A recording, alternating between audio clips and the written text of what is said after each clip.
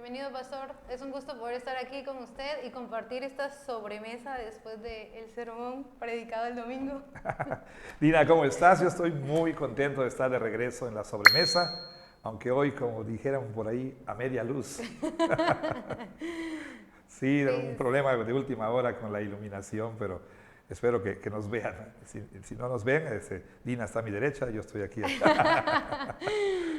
Y como usted mencionaba en la oración que hacemos antes de empezar a grabar, a pesar de las limitantes que tenemos, Claro. pues es una bendición poder estar aquí y poder conversar y poder tener este tiempo para poder edificar a la iglesia.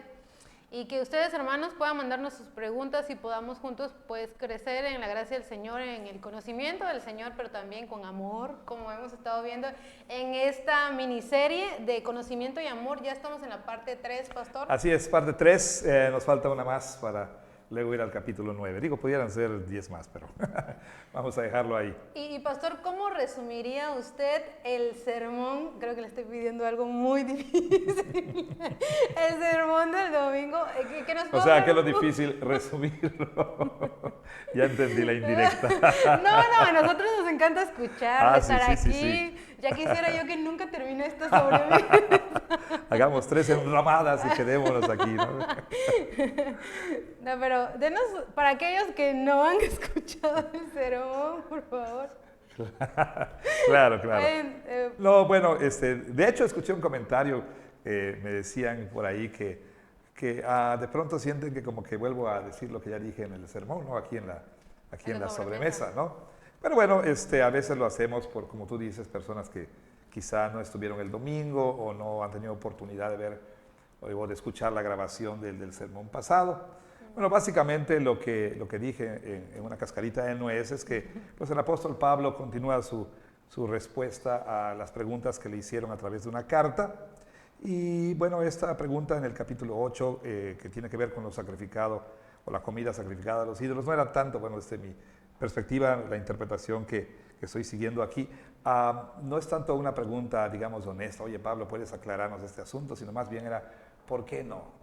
¿Por qué no podemos hacer tal cosa? ¿Por qué no podemos comer comida sacrificada a los ídolos? Sobre todo porque nosotros tenemos conocimiento de que un ídolo nada es, no nos va a afectar en lo absoluto. Y Pablo entonces dice, bueno, ciertamente ustedes tienen conocimiento, pero su conocimiento está incompleto.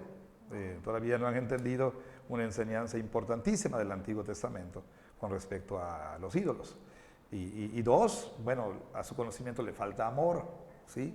Y como vimos en la vez anterior, bueno, como el apóstol Pablo mismo va a decir en el capítulo 13, si no tengo amor, nada soy. Si tengo todo el conocimiento, pero no tengo amor, no soy nada, ¿sí? Entonces, sobre todo porque Pablo dice que una de las evidencias de ser cristiano es que tiene uno amor. Así que si uno insiste en sus derechos y no le importa un comino, o le importa, mejor dicho, un comino, lo que sienta la persona, o el llamado hermano débil aquí en el capítulo 8, sin importar qué es lo que suceda con él, si hiero o no hiero su conciencia, entonces yo cuestionaría mi afirmación de ser cristiano, porque como dice también el apóstol Juan, el que conoce a Dios ama, ¿sí? O el que ama es porque conoce a Dios, porque Dios es amor. Entonces, después de haber visto esto, el domingo pasado, hablamos de cómo Pablo, en medio de este pasaje, nos da una de las, diría yo, de las descripciones teológicas más impresionantes en 2 o 3 palabras. Es decir, ahí en medio del pasaje, Pablo habla de teología propia, de quién es Dios, habla de cristología. Y entonces Pablo nos da a entender que no es que se esté oponiendo al conocimiento per se. Algunos pudieran pensar que Pablo está condenando a estos corintios por su conocimiento. Al contrario, Pablo dice, su conocimiento es correcto, ustedes tienen un conocimiento ortodoxo, ¿sí? Y Pablo pues levanta el pulgar y les dice, muy bien, concuerdo con ustedes, están en lo correcto. El problema no es que fueran ortodoxos, el problema es que su ortodoxia era ortodoxia muerta, ¿sí? Una ortodoxia sin ortopatía, pero Pablo no está condenando a estos corintios por tener conocimiento. Los está condenando por un conocimiento sin amor. Y aquí entonces, Pablo en los versículos 4 al 6, pues habla precisamente de esta enseñanza bíblica, de la doctrina bíblica acerca de quién es Dios, ¿sí? Y quién es Cristo, lo que sirve de base precisamente pues para desechar ideas paganas con respecto a Dios o cualquier idea que no sea lo que la Biblia enseña. Entonces Pablo dice, bueno, es cierto, nosotros sabemos esto, pero en el mundo, dice, la cosa no es así, porque hay muchos que piensan que a pesar de que sabemos que hay un Dios y solo un Dios, y que solo hay un Señor, y el Señor es el único Señor es Jesucristo, bueno, en el mundo también hay varios dioses, dice, varios señores, ¿no? O sea, gente que piensa que hay otros dioses, que cree que hay otros dioses, que siente que hay otros dioses, que adora a otros dioses. Pablo está diciendo, bueno, nosotros sabemos esta verdad, conocemos esta verdad, aunque en el mundo existen varios señores y varios dioses, aunque realmente no lo son, ¿sí? No es que Pablo se esté contradiciendo, él está diciendo que otras personas, o sea, aquellos que no son creyentes, en su contexto sobre todo, pues realmente estaban adorando a dioses falsos. Entonces lo que yo dije el domingo, o lo que traté de decir, es que, bueno, hemos visto un problema en los corintios, ortodoxia muerta, un intelectualismo, una adoración del conocimiento, vimos a estos corintios que ellos decían, lo único que importa es que nosotros tenemos el conocimiento correcto y no nos importa los demás, ¿ok?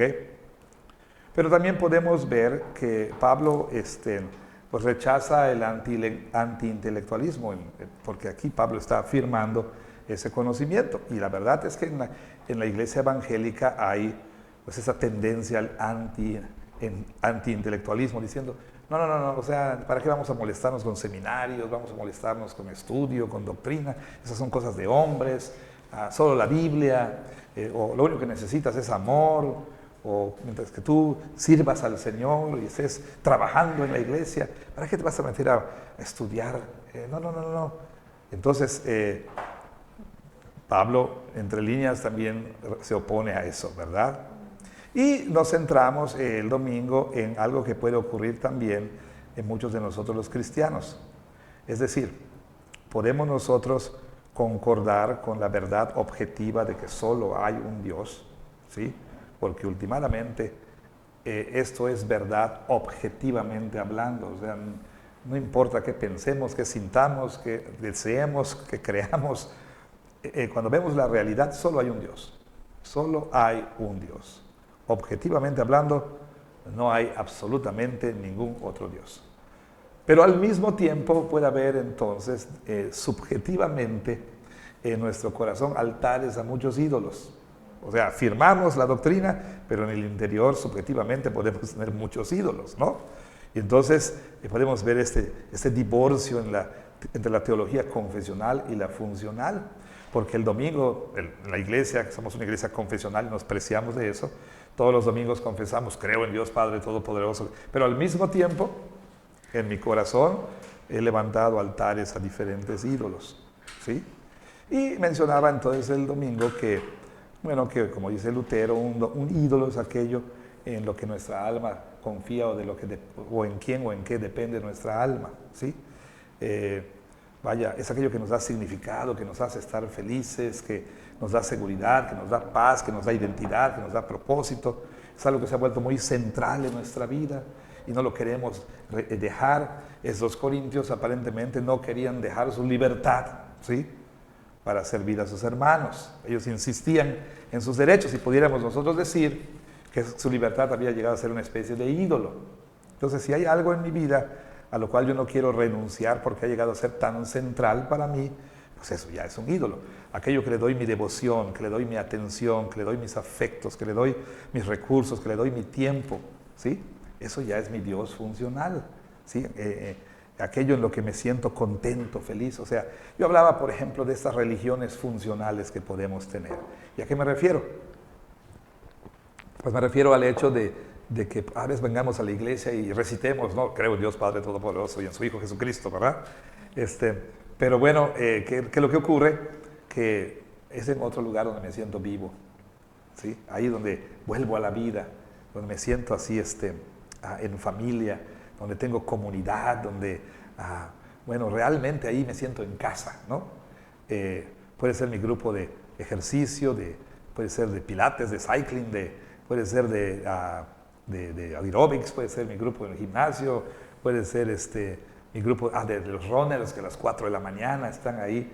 Y tú puedes ver que esas son religiones, ¿verdad? Porque pues hay rituales, ¿no? Hay valores, hay creencias y hay comunidad. Entonces eso es todo lo que hace que una religión sea una religión, ¿verdad?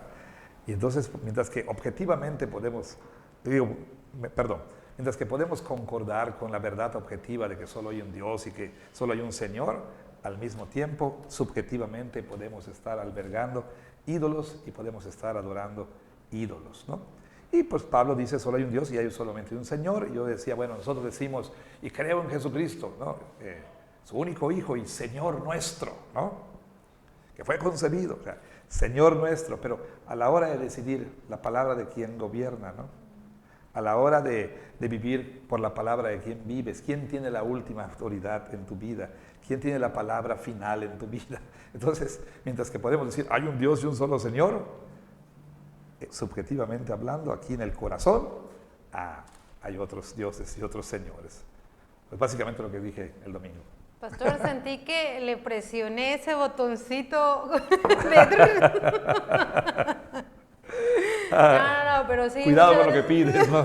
Ya sé. O si ya sabes cómo soy, ¿para qué me invitas a la sobremesa? Pero me impresiona su hilo de pensamiento.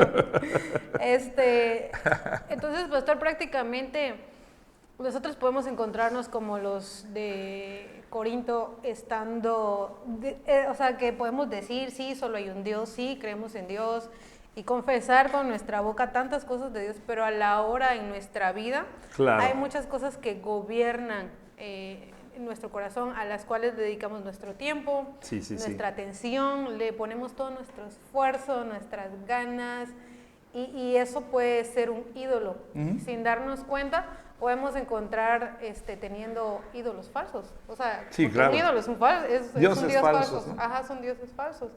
Entonces, pues eso podría ser como una banderita roja para poder ver si no estoy idolatrando quizá, como usted decía, ese grupo donde encuentro identidad porque me está llevando a la vida fitness que quiero tener, o me está llevando a sentirme parte de algún grupo, y eso es lo que me está dando identidad y propósito en la vida. Sí, por ejemplo, cuando priorizo un grupo tal por encima, digamos, de una oportunidad de estudio bíblico, ¿no?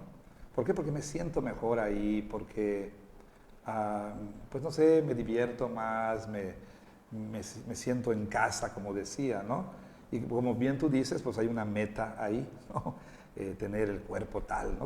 Es que ese es el problema con la idolatría, es que son cosas buenas, ¿verdad? No son cosas malas. Son cosas buenas que amamos demasiado, ¿no? O que vienen a sustituir a Dios, o que ponemos en lugar de Dios, o sea, en las que queremos encontrar nuestra identidad, cuando nuestra identidad viene de quiénes somos como imagen de Dios y quiénes somos en Cristo, ¿no?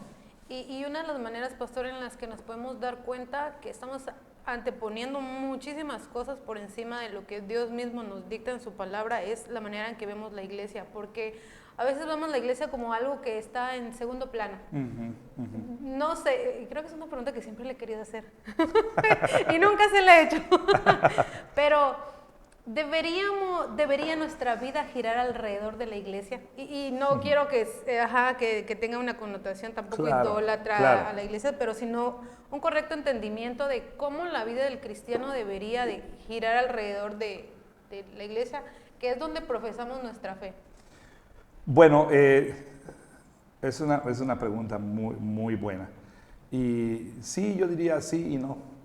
Mi respuesta sería sí y no. Y voy a empezar con el no. La Biblia nos dice, por supuesto, que Dios es quien debe ser el primero en nuestra vida. Y Jesús fue muy claro. Fue muy claro cuando Él dijo que si alguien ama a padre o a madre más que a mí, no es digno de mí. ¿Okay? En ese sentido, nadie puede tomar el lugar, ni nadie debe tomar el lugar que solamente el Señor debe tomar. Ahora, de una manera muy siniestra, ¿sí? La iglesia pudiera volverse una especie de sustituto de Dios. ¿En qué sentido?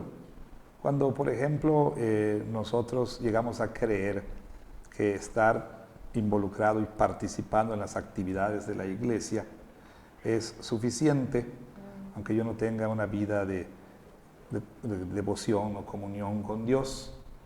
Entonces, en ese sentido, pues es muy peligroso, pues ahora sí que darle a la iglesia ese lugar que no le debería corresponder.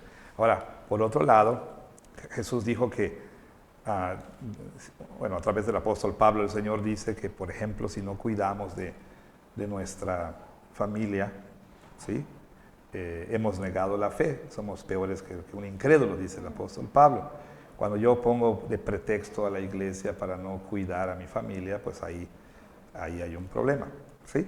Pero como siempre la línea es muy delgada, porque hoy quizá en reacción a que la iglesia ocupe el lugar más importante, aún antes que la familia, ¿verdad? Quizá las generaciones más nuevas o más jóvenes están yendo al otro extremo. Quizá puede ser un correctivo a eso de poner la iglesia antes que todo lo demás. Pero quizás están yendo al otro extremo. Tú ves ahorita que hay personas que dicen, es que no, hay un poquito de viento, no puedo ir a la iglesia porque me voy a enfermar. O la familia primero, tengo que atender a mi esposo. O sea, ahí van poniendo muchos pretextos. Entonces digo, la línea es muy delgada porque también la esposa que dice, no voy a atender a mi esposo porque tengo reuniones, entonces también por ahí hay un problema. O está enfermo mi hijo, ¿verdad? No, pues primero está la iglesia. No, pues tampoco, ¿verdad? Claro. Entonces, en ese sentido, habrá que ser muy cuidadosos. Ahora, ¿en qué sentido, digamos, mi vida debería girar en torno a la iglesia? Bueno, es que, ¿qué es la iglesia? Bueno, hay muchas metáforas para describir la iglesia, pero es la casa de Dios, es la familia de la fe, ¿no? Y es aquí donde un cristiano debería sentirse más en casa, ¿sí? Es el lugar donde uno debería preferir estar, ¿no? Es el lugar en el que a nosotros debemos pues sentir que tenemos comunión y comunidad. Y en ese sentido, pues debiéramos nosotros preferir la iglesia a algo más, ¿verdad? Por supuesto, es en la iglesia donde nosotros escuchamos la palabra, adoramos a Dios, aprendemos, etc. Sin embargo, vuelvo a decir que es una línea muy delgada. A veces nosotros nos vamos hacia adentro tanto, que ya no tenemos contacto con nadie fuera de la iglesia.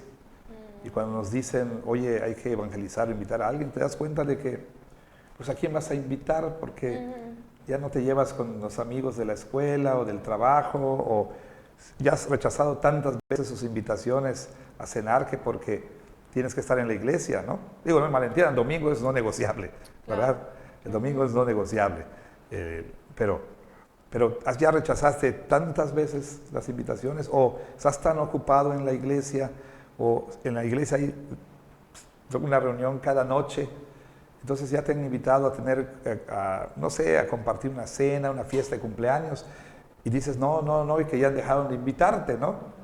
Y entonces, pues, ya no tienes amigos no cristianos. ¿Y a quién les vas a compartir el evangelio? ¿Con quién vas a hacer relaciones? Las relaciones toman tiempo, ¿verdad? Entonces, yo creo que hay que ser sabios con respecto a que nunca nosotros idolatremos, por ejemplo, a la familia, que dejemos de estar en la iglesia, pero también hay que tener mucho cuidado de que la iglesia no vaya a hacer que descuidemos a la familia, ¿no? No, hay que tener cuidado de que la iglesia pues sea el lugar donde estamos todo el tiempo, que ya no hay lugar para el evangelismo. No tengo ni una noche libre para invitar a un vecino a comer, ¿no? O invitar a un vecino a salir al parque, o qué sé yo, para para establecer relaciones, o ya no tengo tiempo para servir o para lo otro, ¿sí me explico? Entonces, sí y no, es la respuesta que yo diría a esa pregunta.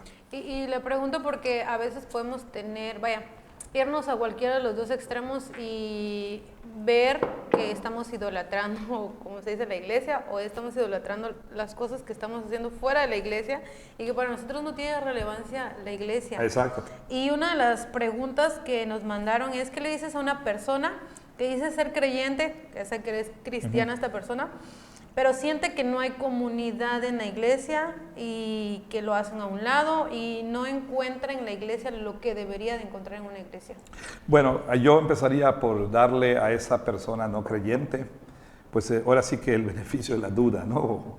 Pero es una persona creyente. Ah, perdón, creyente. Bueno, ok, sí, tiene razón, creyente, perdón. Yo empezaría por, digamos, a concordar hasta cierto punto con esa persona, porque efectivamente puede ser que la iglesia esté fallando en ser ese lugar donde los creyentes deben ser, ahora sí voy a usar la frase que estaba usando, sentirse en casa, ¿sí? Puede ser que sea una iglesia que espiritualmente esté tan mal, en la que no haya amor, no haya compañerismo, una iglesia en la que haya murmuraciones, envidias, celos, divisiones. Pocas palabras, como Pablo conoce esto, la iglesia corintia, ¿no? Pues sí, puede ser un lugar que pues realmente aleje a las personas, en la que un lugar en donde no encuentren comunidad, como dice la pregunta, nadie se interesa por esta persona, no es incluida esta persona en reuniones, en círculos, etcétera, puede ser que la persona pues esté desilusionada porque ha intentado, pero no encaja, ¿no? O nadie parece realmente interesarse en esa persona. Entonces, yo diría que pues estas circunstancias serían digamos, algo que pudiera alentar a esa persona a buscar en otro lado la comunidad que debería tener en la iglesia. Pero aquí hay un problema. ¿Y cuál es el problema? El apóstol Pablo dice, ¿qué comunión hay entre Cristo y Belial, entre la luz y las tinieblas?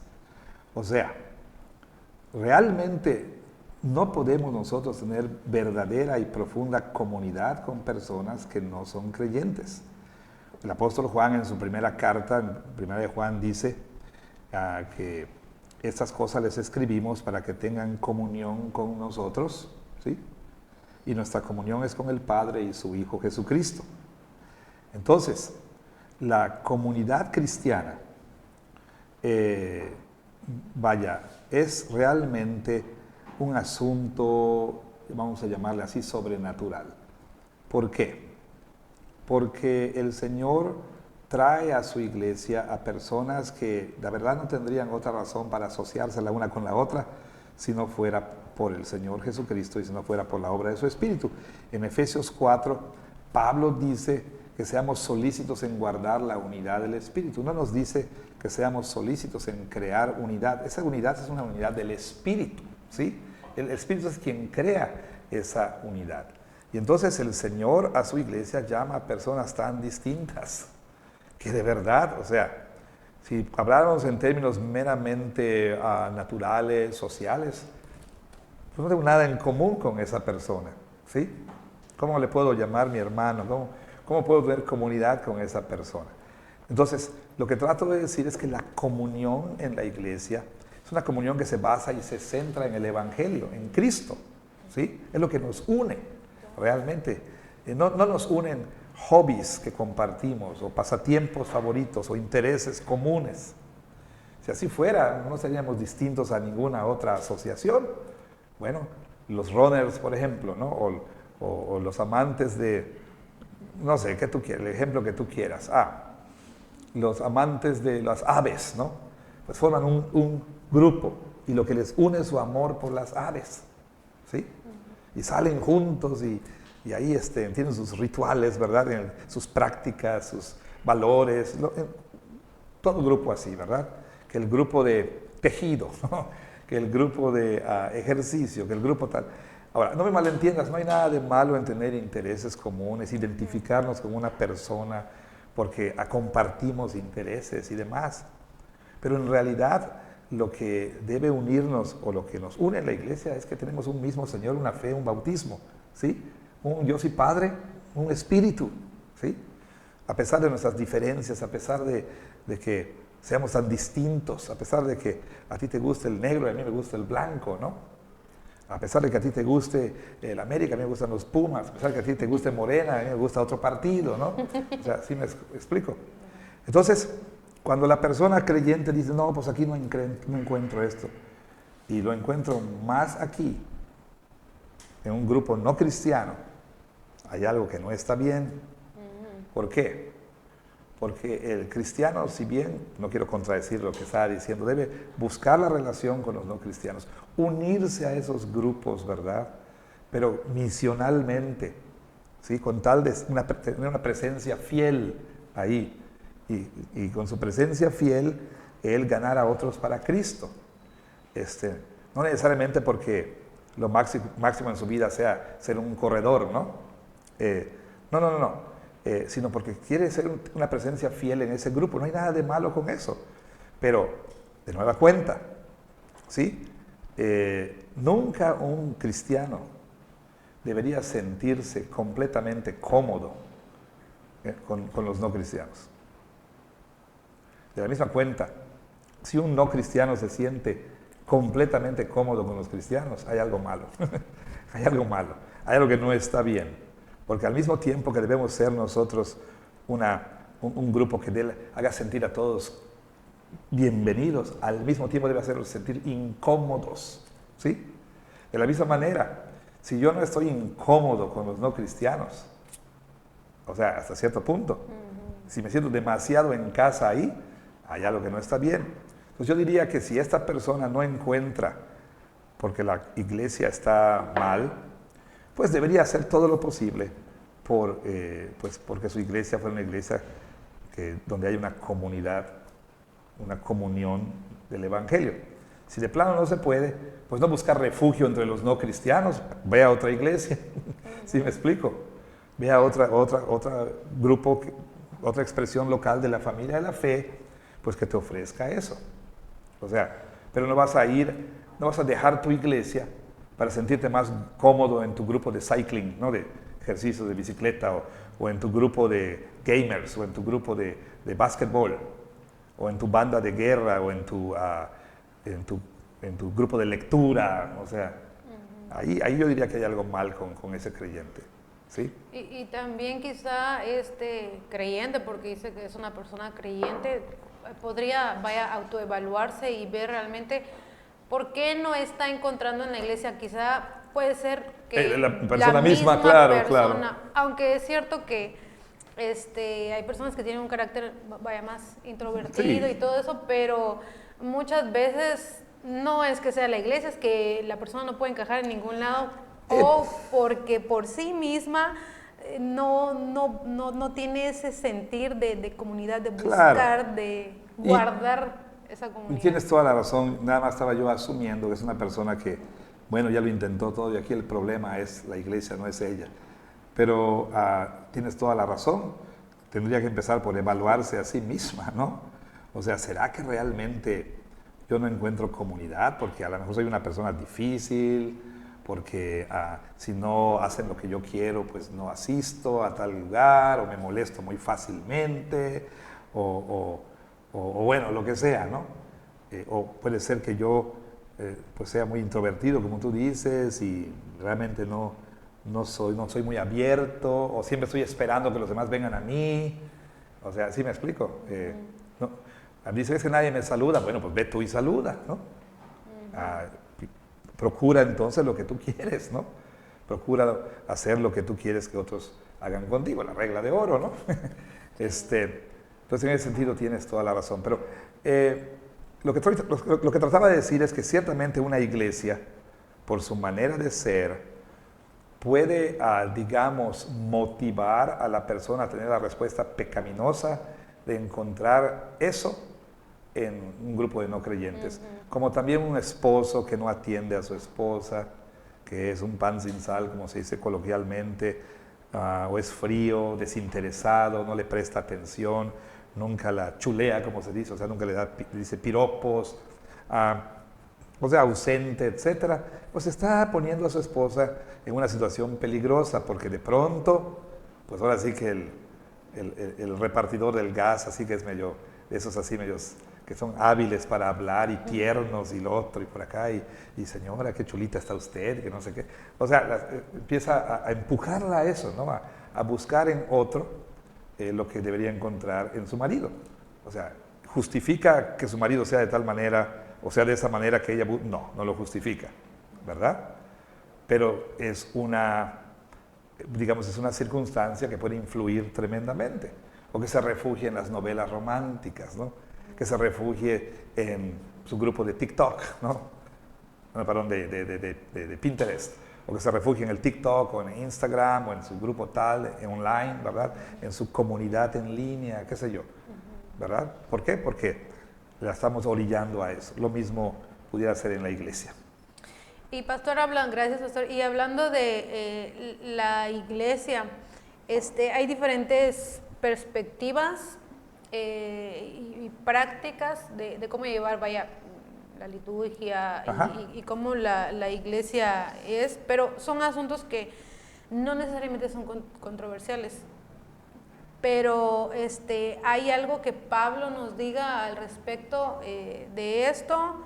Por ejemplo, que hayan iglesias que busquen el espectáculo o el show antes de empezar.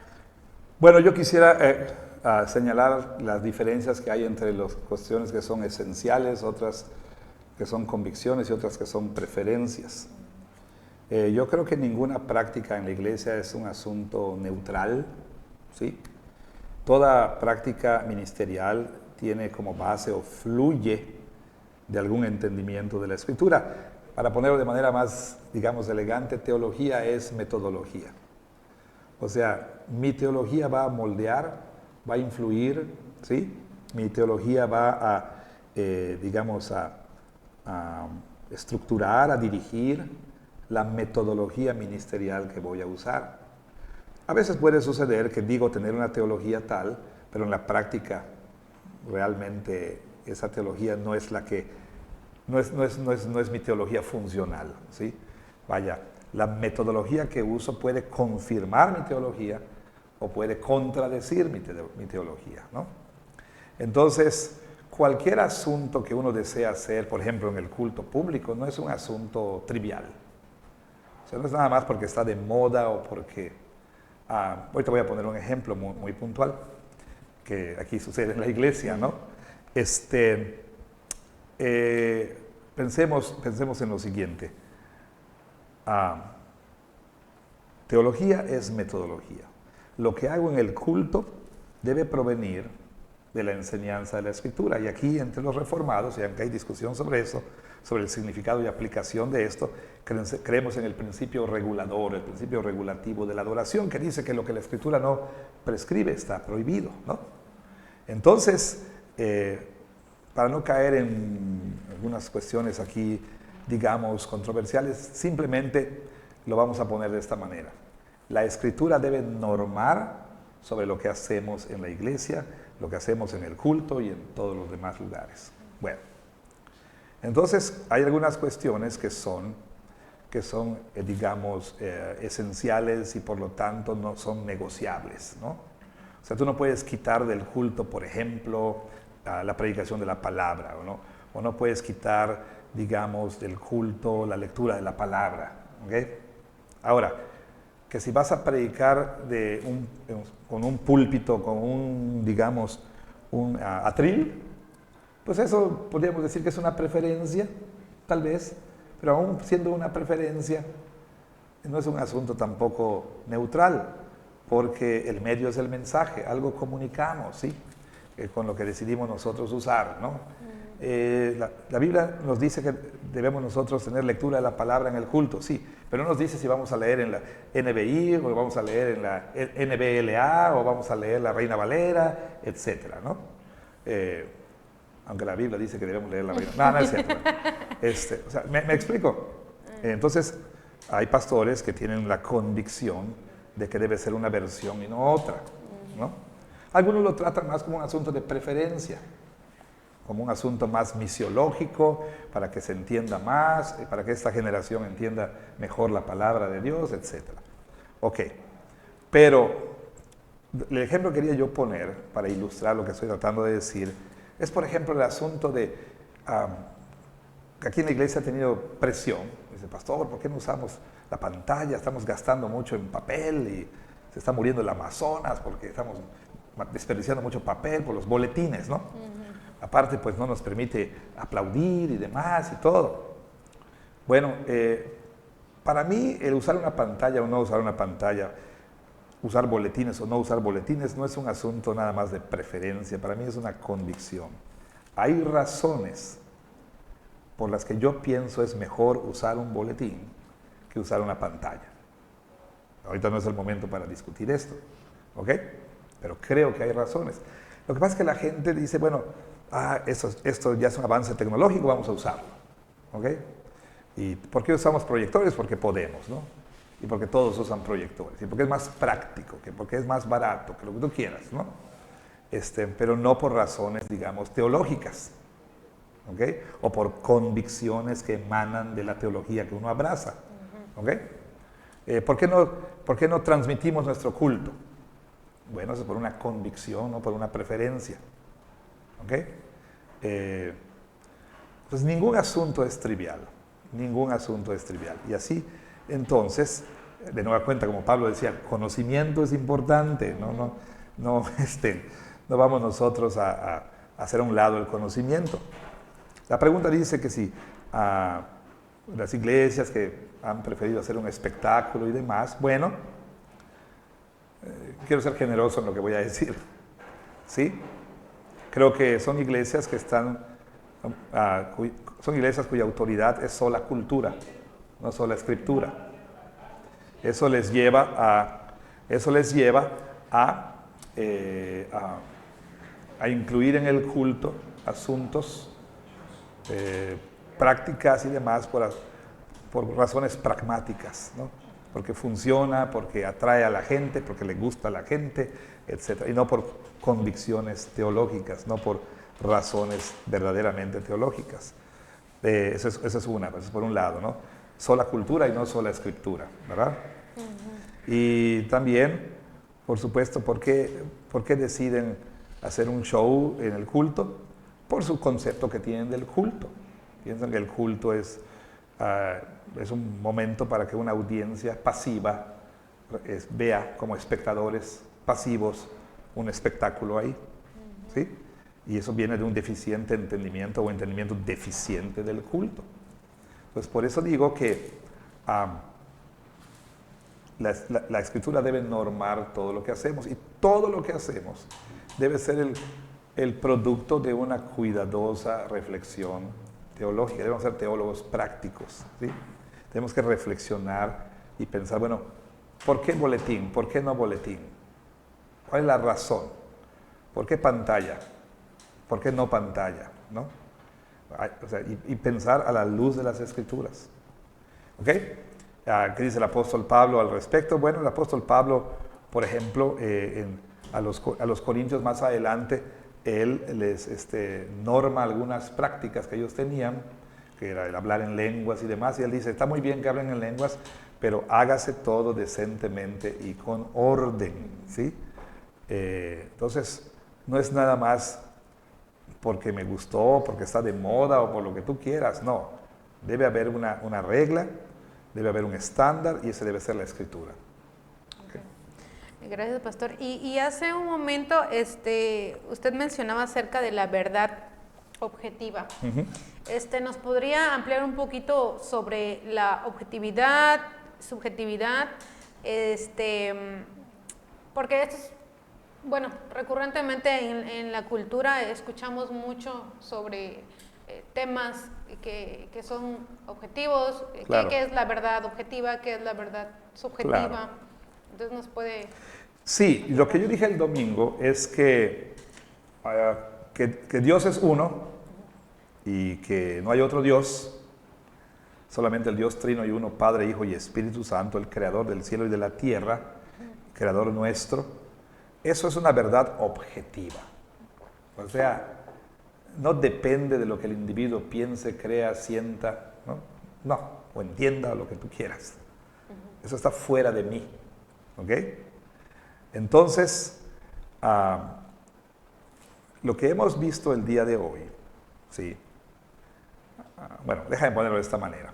El día de hoy, lo que vemos, lo que quiero decir, es que la cultura está dominada por la herencia del postmodernismo, que ha negado la realidad de una verdad objetiva, universal, vinculante para todos, ¿sí?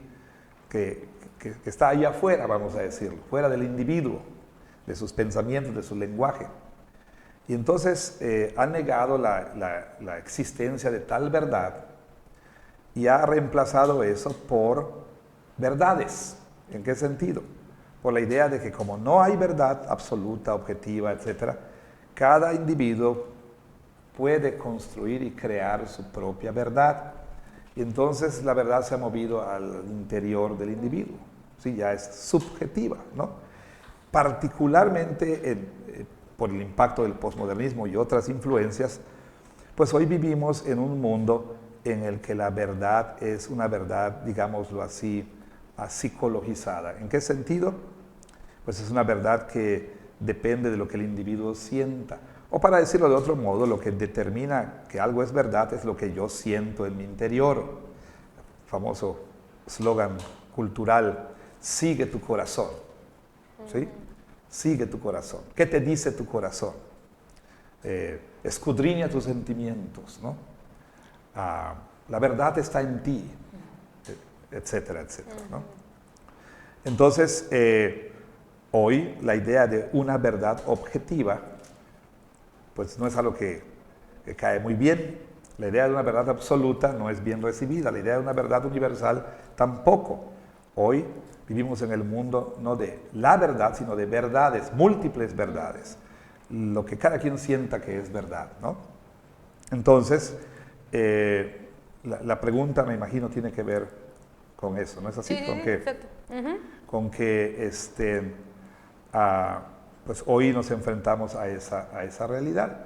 Ahora, el domingo yo mencioné algunas cosas con respecto a la verdad objetiva y la cuestión subjetiva. Yo dije que mientras que hay esta verdad objetiva, ¿sí? Que no depende de uno, con la que yo puedo concordar, ¿sí? Estar de acuerdo, al mismo tiempo es posible que subjetivamente en mi interior, pues yo tenga mi propia verdad a la cual me suscribo, ¿no? A la cual me someto. O sea, el domingo en la mañana puedo decir, yo creo en Dios Padre Todopoderoso, creador del cielo y de la tierra, mientras que al mismo tiempo tengo mis propios dioses, como decíamos hace rato, ¿no? Tengo mis propios ídolos. Puedo yo decir el domingo en la mañana y en Jesucristo su único Hijo, Señor nuestro, mi Señor, mientras que realmente la última palabra no la tiene el Señor Jesús, sino yo u otros señores. Entonces, lo que ocurre subjetivamente puede no concordar con la realidad objetiva, ¿sí? Bueno, eso es lo que yo decía el domingo en la mañana. Ahora, si me puedes señalar, como decía, el resto de la pregunta. Era eso, de que si nos puede abordar un poco más de la objetividad y subjetividad. Y como cristianos, ¿cuál debería de ser nuestra posición ante este tema de la verdad objetiva? Claro. Que es una.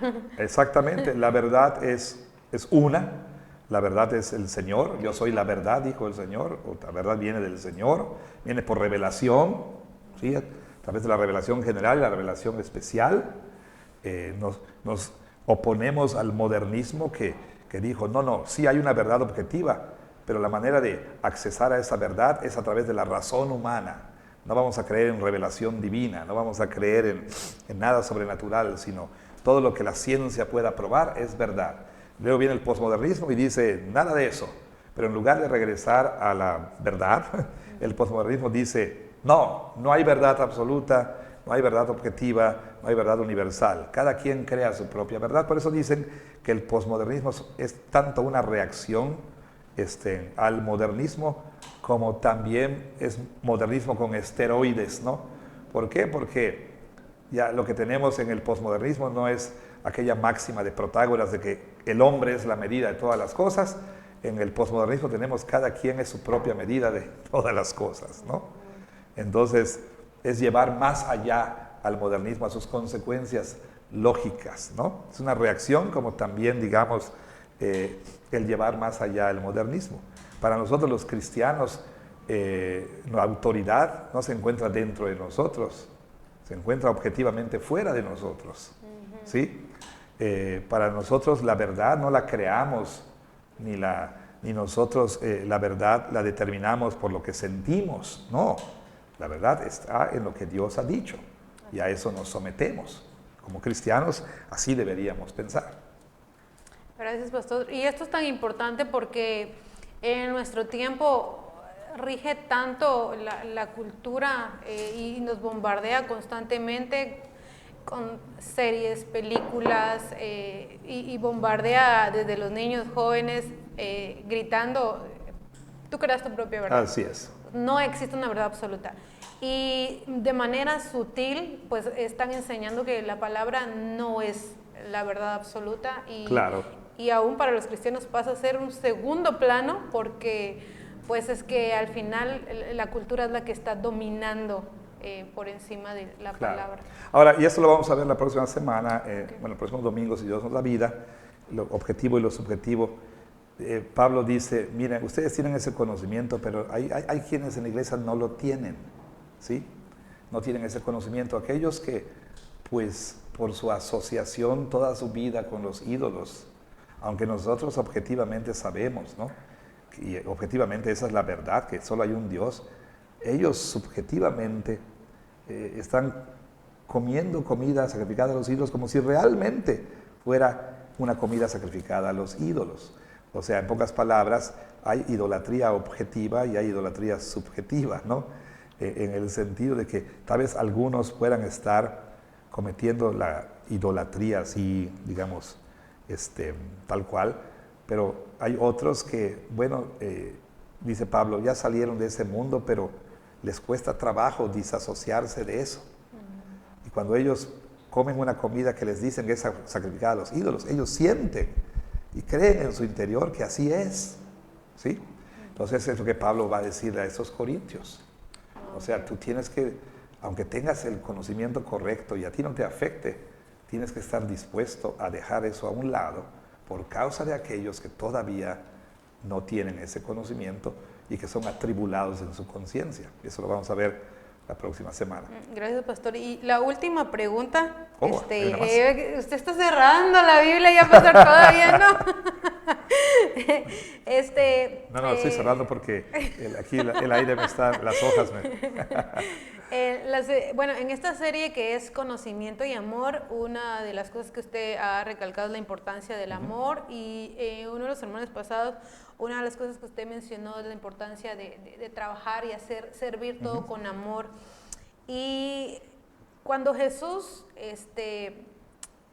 dice a aquellos que por más que hacían mucho en su reino, apártense de mí, no los conozco, al fuego preparado para aquellos que están condenados eternamente. Pastor, la pregunta ¿es normal que la persona lo hace? ¿Es normal que pueda sentir yo miedo cuando escucho estas palabras de Jesús, considerando que yo soy creyente?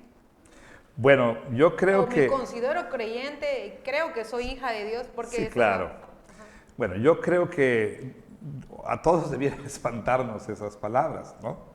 Por supuesto, son palabras escalofriantes. O sea, la verdad es que yo no sé para qué quieren ir a ver una película de terror para asustarse. O sea, reunamos a los chicos en un cuarto oscuro y toma una Biblia y una lámpara y póntela así nada más y lee esas palabras y los vas a espantar, ¿no? O sea, porque son palabras muy escalofriantes. Apártate de mí, maldito, al fuego eterno. Bueno, hay varias cosas que podemos decir. Una, es posible que la persona se asuste porque tal vez no tiene seguridad de salvación, ¿sí? O tal vez sabe que no está andando rectamente. Por otro lado, otra cosa que quiero decir es que aquí hay una advertencia muy seria entre líneas, o sea, en lo que dijo Jesús. La advertencia de poner nuestra confianza en los dones. Nota, por favor, que cuando en Mateo 7, en ese pasaje, las personas dicen que sanaron y echaron demonios, ¿verdad? Dones espirituales, vamos a decirlo así. Y entonces es normal que uno piense que porque tiene esas dones o habilidades, pues uno empiece a pensar que eso es lo que constituye la evidencia y la garantía de que soy salvo. Sin embargo, tenemos que pensar que en la Biblia el énfasis está en el fruto. Y la evidencia de que somos verdaderos creyentes no son los dones. ¿Sí? Jesús no dijo por sus dones los conocerán, sino por sus frutos los conocerán. ¿Sí? De tal manera que el apóstol Pablo dice, si yo hablase lenguas humanas y angélicas, pero no tengo amor, nada soy. Si yo entendiese todos los misterios y toda la ciencia, pero no tengo amor, nada soy. Si yo entregase mi cuerpo para ser quemado, pero no tengo amor, nada soy. Entonces, es importante. ¿Por qué? Pablo está diciendo que puedo tener esos dones, puedo ser aún hasta un mártir cristiano, pero si no hay amor, no soy nada, dice el apóstol Pablo. Recuerda que el fruto del Espíritu es amor, gozo, paz, etc., ¿no? Entonces, hay que tener mucho cuidado en no estar confiando en nuestros dones. Puedo ser un excelente predicador, maestro, un excelente administrador, un excelente músico, lo que tú quieras. Pero si no hay amor por los creyentes, no hay amor por el Señor, por la iglesia, si realmente lo que me motiva a hacer las cosas no es amor, como dice el apóstol Pablo, una fe obrando por el amor, pues entonces habrá que dudar de que uno es cristiano. Porque la Biblia dice claramente, Primera de Juan, con sus 3 criterios para la verdadera fe, para determinar quién es verdaderamente salvo, uno de ellos pues es el amor. El que no ama no ha conocido a Dios, porque Dios es amor, ¿sí? La Biblia claramente indica tal cosa. Entonces, la pregunta es si uno debería tener miedo cuando oye esas palabras. Bueno, por lo menos debería esto, si hay esta intranquilidad cuando oigo esas palabras, ¿sí? Si me produce miedo, si me deja esto así agitado, pues conviene hacerse preguntas, ¿verdad? Preguntas muy serias, muy importantes. ¿Realmente conozco al Señor? ¿Sí? ¿Veo el fruto del Señor en mi vida? Es posible que la persona necesite más instrucción de la palabra para que entienda bueno, el Evangelio y demás, pero yo creo que la persona esta que nos hace la pregunta, que se siente pues atemorizada y atribulada cuando oye eso, pues debe preguntarse ¿por qué? ¿Por qué? ¿Sí? Y entonces lo que debe hacer es recordarse el Evangelio. Y después de recordarse el Evangelio, bueno, asegurarse de su salvación con temor y temblor, ¿no? ¿Qué quiere decir esto? Pues vivir en obediencia a la palabra, amar al pueblo de Dios, o sea, ¿sí me explico? Buscar la evidencia en el fruto, No sé si me doy a entender. Ajá. Y recordar que la palabra dice que ninguna condenación hay para los que estamos en Cristo. Claro, y por que supuesto. tenemos esperanza, porque quizá, como usted dice, tal vez es pues falta de seguridad de lo que la misma palabra dice, porque a veces por no conocer lo que la palabra dice, pues tememos Claro. innecesariamente. Es cierto, pero aquí lo que yo diría es que pudiera haber ortodoxia sin esa ortopatía. En este caso, puede haber el conocimiento correcto del Evangelio, o sea, las proposiciones lógicas y teológicas, ¿verdad? Del Evangelio, puedo saber entender el Evangelio, y puedo hasta predicarlo a otras personas, pero no hay amor. Es evidente que no hay amor por la iglesia, no hay amor por el Señor, por la obra del Señor, por los hermanos. Entonces ahí hay algo que es muy serio, ¿no? Que es muy serio. Entonces es como, digamos, las lucecitas esas que están en el tablero del auto, que se prende, ¿no? Y dice aceite. Y si uno decide ignorar esto, pues puede terminar con la máquina desvielada, ¿no? O como dirían las mujeres, ay, había que cambiar el aceite. No todas las mujeres, pastor, no todas las comentario mujeres. Misógino, ¿no? No, pero, o sea, es que los sentimientos pueden alertarnos, ¿no? O sea, mi cabeza, a veces, sí. ¿Qué sucede, Dina? Mi cabeza puede corregir mis sentimientos. Y hay veces que temo innecesariamente, como tú estás diciendo. Entonces aquí, el Evangelio, ¿no? Debe corregir mis sentimientos. Okay. Pero a veces mis sentimientos deben corregir mi cabeza. ¿Por qué? Porque yo puedo racionalizar algo, pero mis sentimientos me están diciendo, o sea, puedo justificar prácticas, ¿sí? Dándome razones por las que lo que estoy haciendo está bien, ¿sí? Entonces, algo aquí me está diciendo, no, ¿sí? ¿Me explico?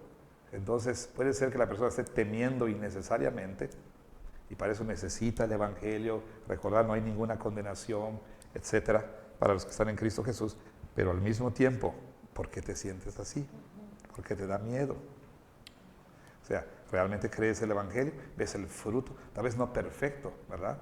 Pero ves el fruto de la presencia del Espíritu, el testimonio interno del Espíritu Santo que dice que eres hijo de Dios.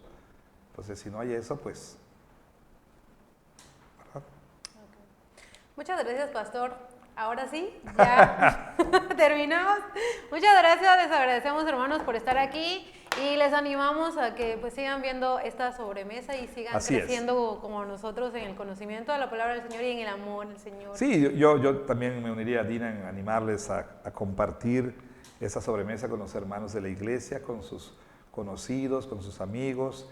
Este es un servicio que intentamos proveer para la iglesia.